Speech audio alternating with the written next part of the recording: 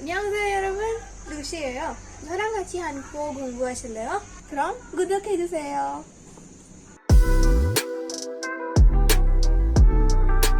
Hi guys, this is Lucy Park introducing you to the third episode of Korean for Beginners series. In this video, we'll be learning some of the consonants in Korean. And just as a note, I'm not gonna be following the usual pattern or order of consonants because it will be best if people learn the triplets together so that they learn to spot the difference between them and pronounce them in a much better and more easier way. Therefore, I'm explaining one triplet in this video as an example of what I mean to say here. Now, the first consonant that we're going to be learning today is this. Now, this has the sound of N as in the literal letter N. Now, keep in mind that no two languages can have exactly the same sound. So, even though I said that this has an N sound, you need to say the sound with your tongue touching the back or inside of your teeth. See the difference? It's really similar, but since they are different languages, we need to pronounce it like that, or otherwise it will be wrong. You can also think of this letter as a nose, right? A big fat nose. It even has the same shape. Now let's focus on to the second letter. This has a sound of M, as in the letter M itself too.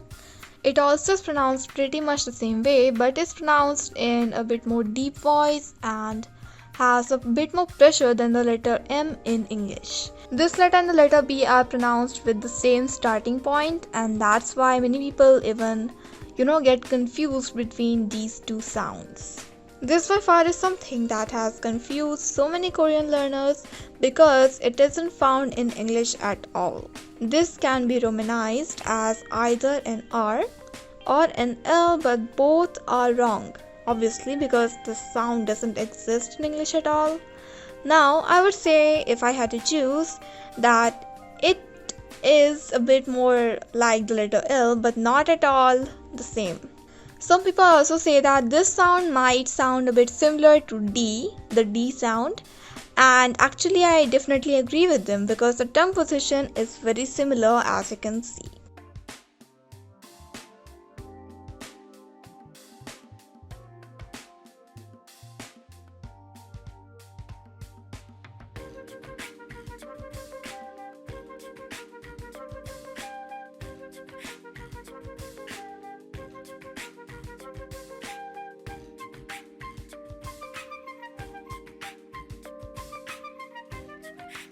To pronounce this consonant, you need to make your tongue go to the position where you'll be saying the TH part from there, right? Da. But instead of saying da, stop and say softly la.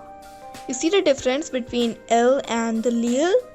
The tongue is far back from the L position, but is definitely not at all in the R position. Now, as long as your tongue is in this position or starting from this position, your pronunciation is correct. Now let's focus on to the triplet that I was talking about in the beginning. Now, why exactly am I calling these letters as triplets? It's because they actually have really similar sounds, and let me give you a tip. Romanization is not gonna help much here, so you need to learn the sounds as they are. The sounds of the triplets of Korean differ slightly according to their place in words. If they are in the first syllable of the video, they are pronounced with a bit more air than how they would be pronounced if they are in the middle or at the end. Now let's go over them one by one.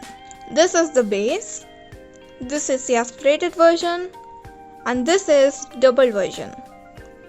Now the first one is kind of similar to the letter G, but has a bit more air than the letter G and is a bit more softer as well. Now, just as the note said, if we say this word, this made up word, then the first syllable would be pronounced with a bit more air than the second syllable.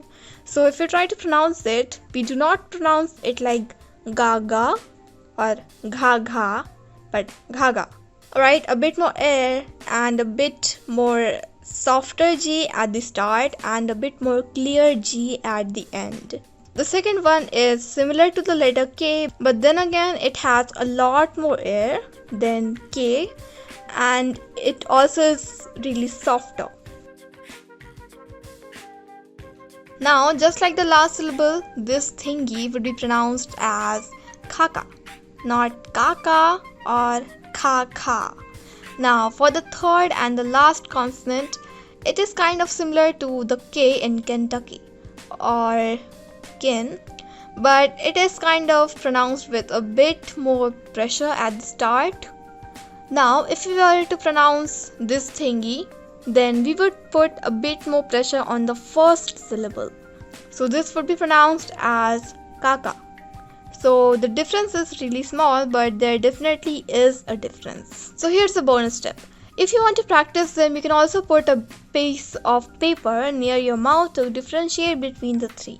Here, the aspirated version or kha would be pronounced with the most air, thereby causing the paper to move, followed by gha, which is also pronounced with some air but definitely lesser than kha, and ka would be the last one, which would be pronounced with the least air. Now, this is not the end. If you have watched my previous videos, then you know that I give Korean vocabulary lists at the end of the videos related to Korean. So here it is. 음악, music. 수학, maths.